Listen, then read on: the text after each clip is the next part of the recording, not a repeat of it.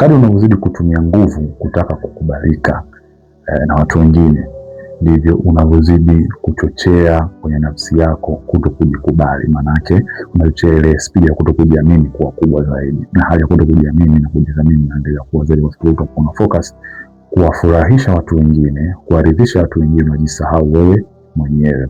Jambo hilo linamfanya mtu kuwa ambaye anajiona hatoshi, kwa sababu anaona dunia yake haianzi na yeye, inaanza na watu wengine.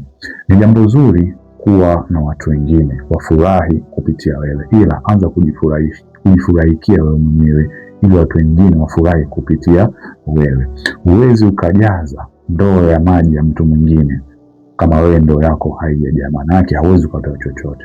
Kwa hiyo ukitaka upendo na watu wengine, maana yake anza kujipenda wewe, alafu watu wengine pia wakupende. Lakini pia anza kujipenda wewe ili wapende watu wengine. Ukitaka wafurahishe watu wengine, anza kujifurahikia wewe mwenyewe kwanza, ili watu wengine wavutike na wewe, na wao waanze kufurahikia maisha yako na wewe kuwafurahisha wao.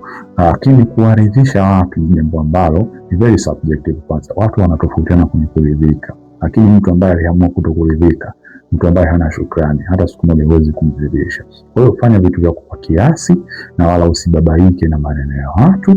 Hakikisha tu unachokifanya kiko ndani ya uwezo wako, usijistretch sana ukaingia madeni, ukaingia kwenye shida, ukaribu mambo yako ili wafurahishe watu wengine huku na bomo yako hapo. Kwa hiyo usijipe stress, usijipe depression kwa kutaka kuwafurahisha watu ambao hawana shukrani, bali anza kushukuru, anza kujifurahikia wewe, anza kujiridhisha wewe, ili mradi uweze kuwafurahisha watu wengine kupitia wewe kwanza.